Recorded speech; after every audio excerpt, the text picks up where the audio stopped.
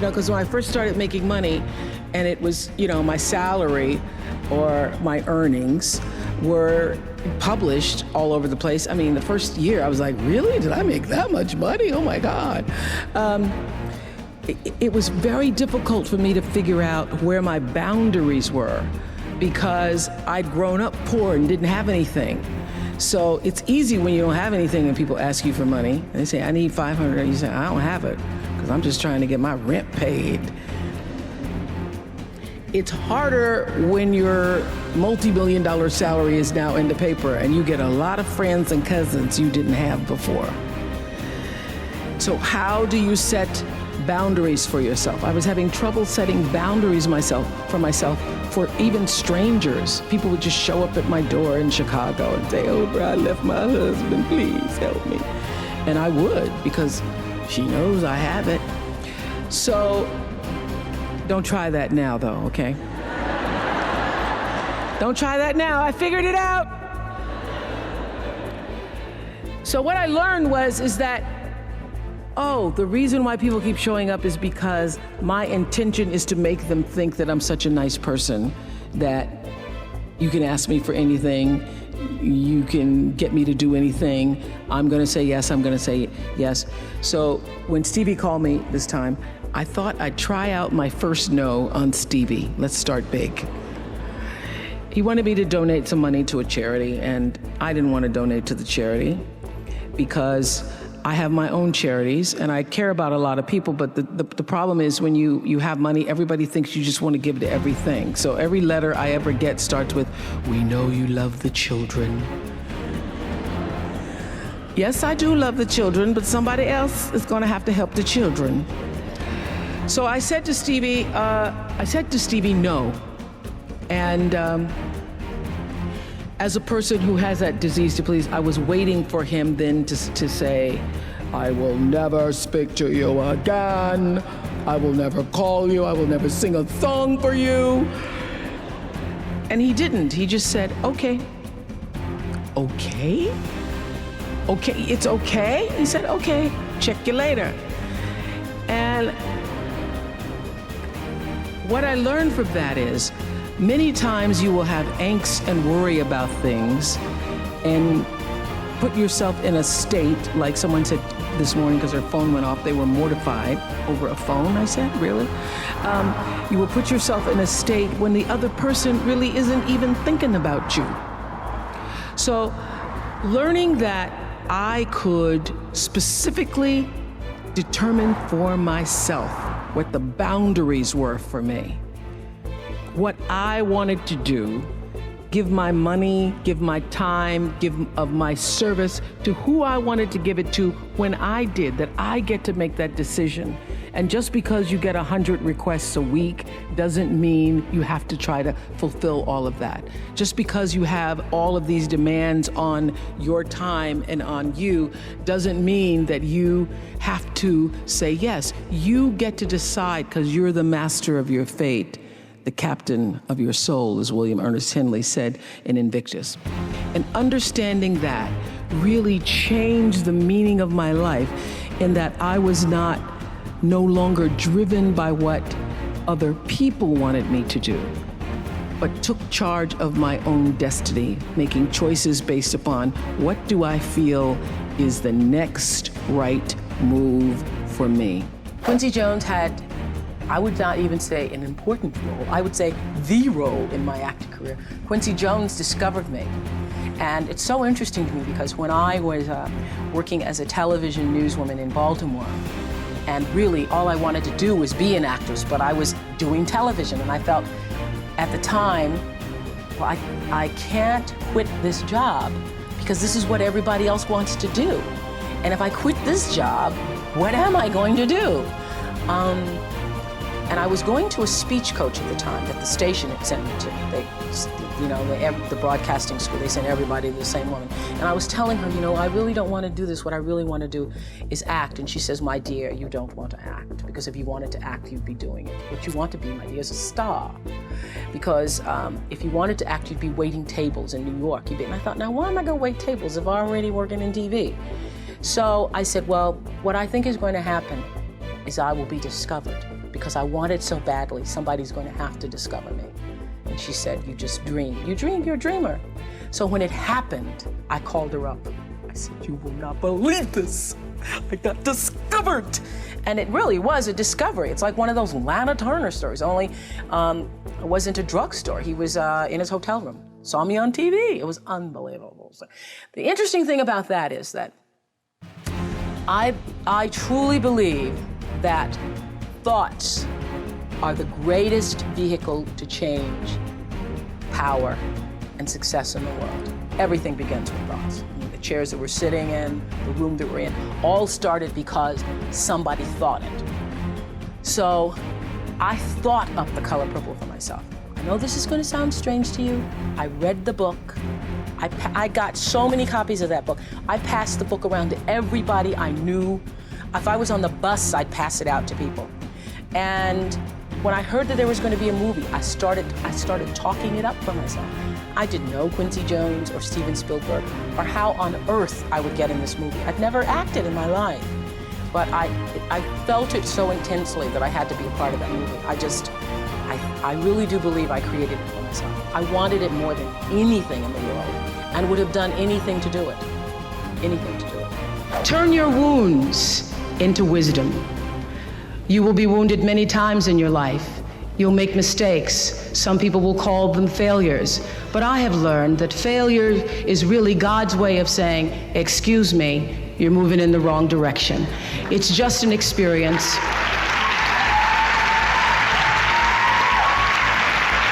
Just an experience. Just an experience. I remember being taken off the air in Baltimore, being told that I was no longer being fit for television and that I could not anchor the news because I used to go out on the stories.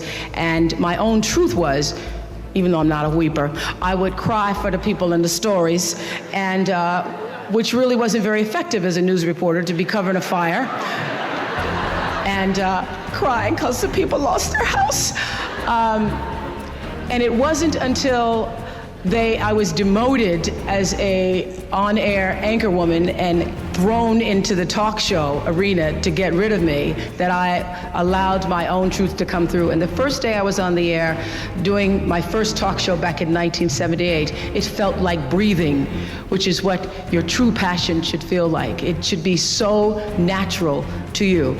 And so I took what had been a mistake, what had been perceived as a failure with my career as an anchor woman in the news business, and turned it into a talk show career that's done okay for me. What drives you to keep working so hard? You and I are in the 60s category, and so when you're in your 60s, you've lived more than you're going to live, realistically. So when you realize you've lived more than you're going to live, you can say, why not relax a little bit? Why not just ease up? Why have you decided to even work harder than you did before? Because I think, David, that everybody, the thing that works for me all these years, whether it was the magazine, or which I still have, or whether it was the show, I understood that there's a common denominator in the human experience. And I want the same thing you want, which is the same thing you want and you want. What we all want is to be able to live out the truest, highest expression of ourselves as a human being. That doesn't end until you take your last breath. What is the truest, highest vision that you hold for yourself? No matter where you are in your life, there's always the next level. There's always the next level to the last breath. So I feel that I always knew that I would be done with the show when I felt like, oh, I've said as much as I could say here on this platform. And then how will I be used? If there were a theme song to my life, Amazing Grace would be one of them, and Keep On Using Me Till You Use Me Up would be another one. You know that Bill Withers song? Yes. So I feel that until you have used your value as a human being, you're not done. When I first started as a broadcaster, I was 19, very insecure, thrown into television, pretending to be Barbara Walters, looking nothing like her, and still going to college. So I do all my classes in the morning from 8 to 1, and then in the afternoon I worked from 2 to 10 and did the 6 o'clock news. And would stay up and study and all that stuff, until 1, 2, 3 o'clock in the morning, and then just start the routine all over again.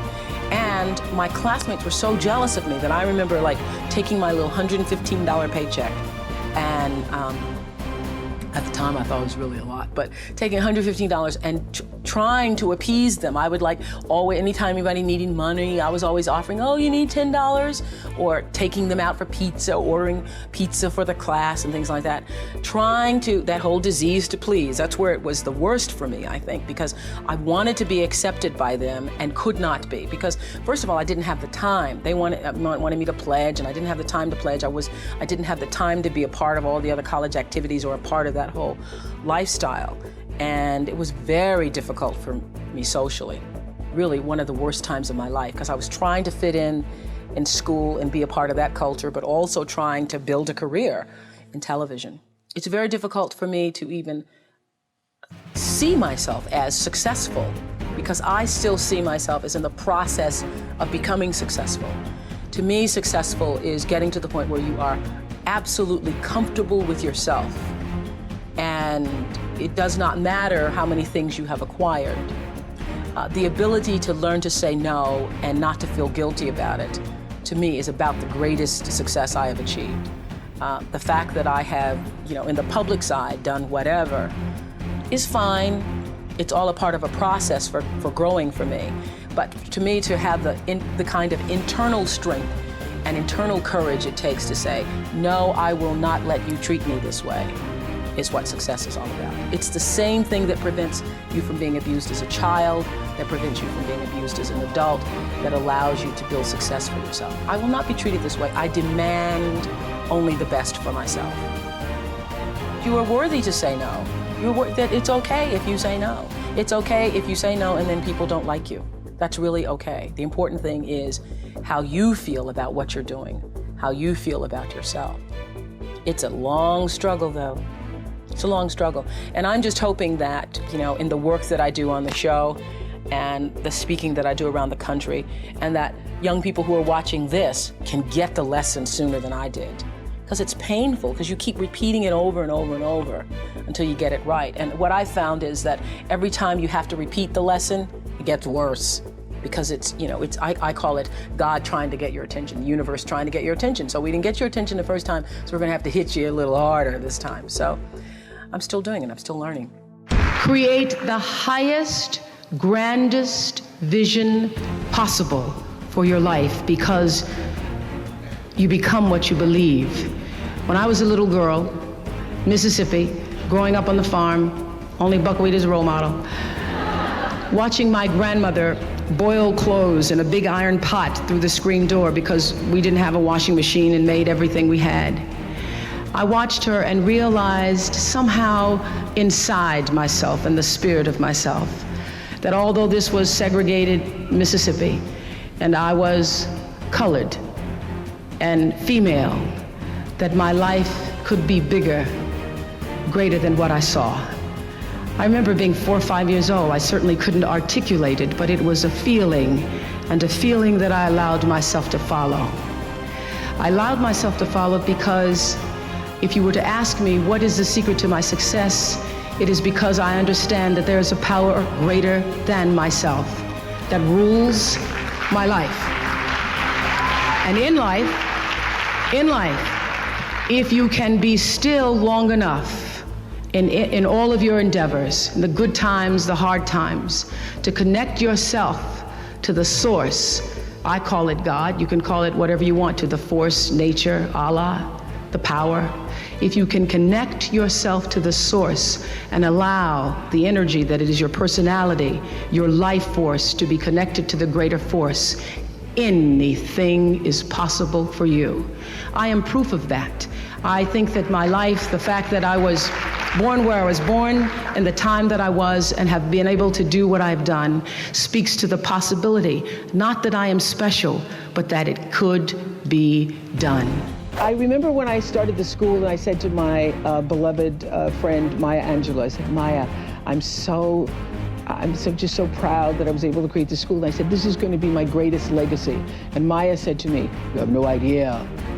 Right. You have no idea what your legacy will be, she said to me, because your legacy is every life you've touched. And that shifted the way I saw legacy or what you leave behind or what you do. Because Maya was explaining to me that, you know, over all the years of watching your show, everybody who decided that they were going to go back to school or lose weight or no longer hit their children or get out of a bad marriage, all of those people who have seen and experienced your voice. And the same thing with everybody here. You have no idea what your legacy will be. Your legacy is every life that you've touched. And we like to think of it, I know you have done amazing things with your philanthropy. We like to think that these great philanthropic moments are the ones that leave the impact or will make the huge difference in the world. But it's really what you do every day. It's how you use your life to be a light to somebody else's, you know, and it's how you use your work as an expression of your own art, whatever that is. My intention in creating Masterclass came from the understanding that everybody's story is the same, all stories are connected. And there is nothing that anyone who's living on earth has ever felt or known or experienced on a soul level that hasn't been felt or known or experienced by someone else. One of the most difficult things in life is feeling that you are the only one. You are the only one who's traveled this path, who's felt this way. I had nowhere to go. I was homeless at the time. I lost my family. Next thing I know, I'm in this car for 3 years, man. I'm struggling. Who's experienced such devastation or joy or triumph or victory. So for me, I define a master as someone who has fully stepped in and owned the full progress and trajectory of their life. Persistence pays off. That's lesson one. But hearing stories told from the mouths of people who know how to live, how to course correct, how to keep going, how to never quit, how to rejoice in the good times and have faith in the bad, those people are masters. Anyone who can do that is a master. And their ability to share their stories only helps the trajectory of others who listen. What I learned going to a beauty salon and asking them after the news director had told me that my hair was too thick and my eyes were too far apart and I needed a makeover. And sitting in a beauty salon, in a French beauty salon, allowing them to put a French perm on my black hair and having the perm burn through my cerebral cortex and not being the woman that I am now, so not having the courage to say, this is burning me. And coming out a week later bald and having to go on the air. You learn a lot about yourself when you're black and a woman and bald and trying to be an anchor woman. You learn you're not Diana Ross and that you're not Barbara Walters trying to be. I was at the time. I had a lot of lessons. I remember going on the air many times and not reading my copy ahead of time. And I was on the air one night and ran across the word B-A-R-B-A-D-O-S. That may be Barbados to you, but it was Barbados to me that night. And telling the story as an anchor woman about a vote in Absentia, California. I thought it was located near San Francisco. And one of the worst, this is when I broke out of my Barbara shell, because I'm sitting there crossing my legs, trying to talk like Barbara, be like Barbara. And I was reading a story about someone with a blaze attitude, which, if I had gone to Wellesley, I would have known it was blasé. And I started to laugh at myself on the air and broke through my Barbara shell and had decided on that day that laughing was okay, even though Barbara hadn't at that time.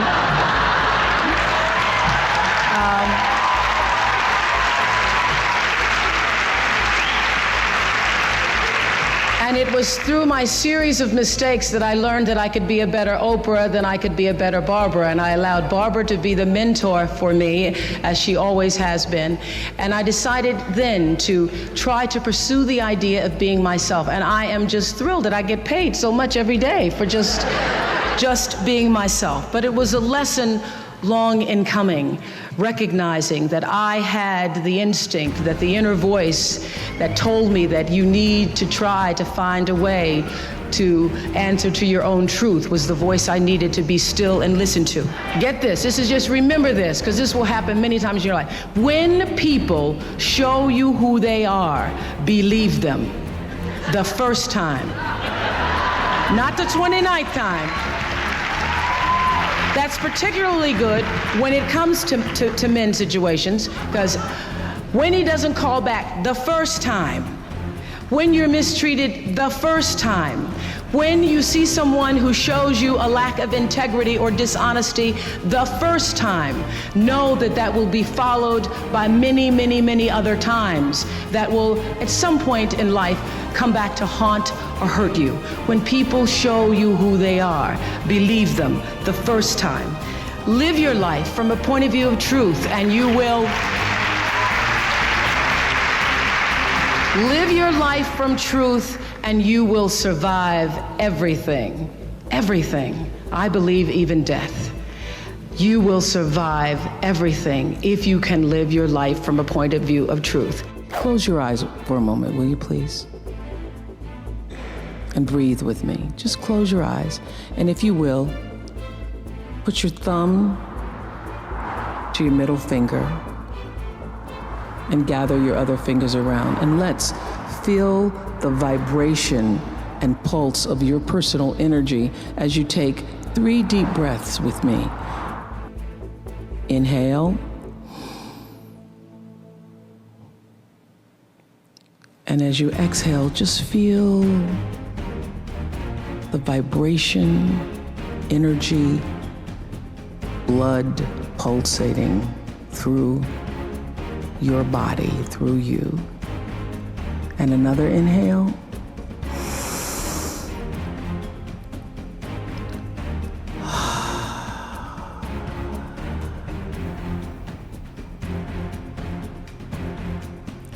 And another inhale.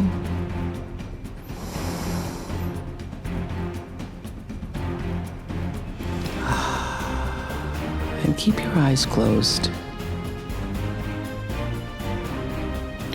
And let's just think about this day. This day that you have been graced to breathe in and out thousands of times. This day where many of those breaths were taken for granted. You just expected the next one to come. But the truth is, there's no guarantee that the next one comes. This day, how you started your day, what your thoughts were this morning, how you've carried yourself through this day, how you've been allowed to have encounters and experiences, some challenging, some more life-enhancing, that pushed you forward another day of being here on the planet Earth as a human being. Let's just think about that. After all you've been through, in this day alone, and the many days and years past, how you got here to this prestigious, esteemed university, the choices you made that have brought you to this day.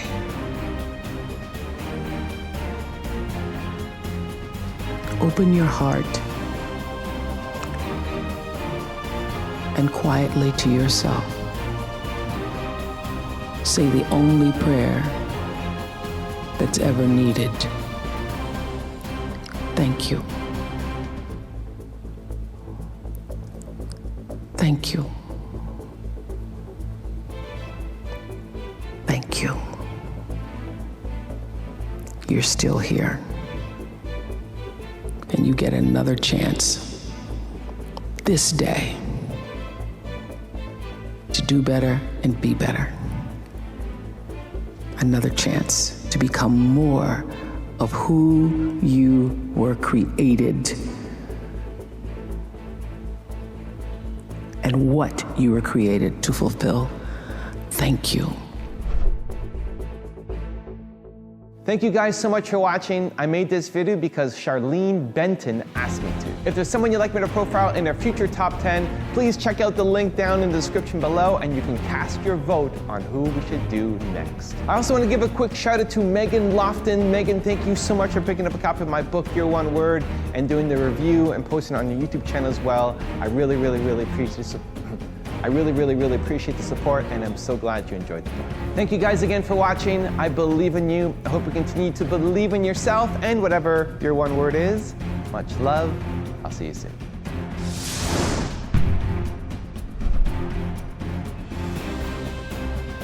I have paid attention to my life because I understand that my life, just like your life, is always speaking to you, where you are, in the language, with the people, with the circumstances and experiences that you can understand and interpret if you are willing to see that always life, God, is speaking to you. Now, it took me a while to actually really get this and to understand it, but once I did, I started paying attention to everything. And one of the reasons why I can now accept the fact that I can offer my gatherings of information and wisdom and call myself a spiritual teacher is that every single person who ever came on my show, and I hear there's like 37,000 guests I've talked to, a lot of them came from dysfunction and a lot of them wouldn't appear to be teachers, but every one of them had something to say that was meaningful and valuable and that I could use to grow myself into the best of myself, which is what all of our jobs are. Your number one job is to become more of yourself and to grow yourself into the best of yourself. How do you stay fresh, and how have you, what can you attribute staying in the biz for so long? I think every year you're trying to reinvent yourself and you stay in touch with what other people are doing, thinking, feeling. I have always felt that my instinct and ability to connect with the audience was what carried us. Every day after the show, now I do something called After the Show, which airs on Oxygen. I have spent for the past 16 years a half an hour, just talking to people. So my audience comes from a cross-section around the country, so I stay connected to what real people are thinking and doing and want and so forth. As I've grown older, I've learned to appreciate living in the moment, and I ask that you do too. I'm asking this graduating class, those of you here, I've asked all of my viewers in America and across the world to do this one thing. Keep a grateful journal. Every night, list 5 things that happened this day, in days to come, that you are grateful for. What it will begin to do is to change your perspective of your day and your life. I believe that if you can learn to focus on what you have, you will always see that the universe is abundant and you will have more. If you concentrate and focus in your life on what you don't have, you will never have enough. Be grateful. Keep a journal. You all are all over my journal tonight.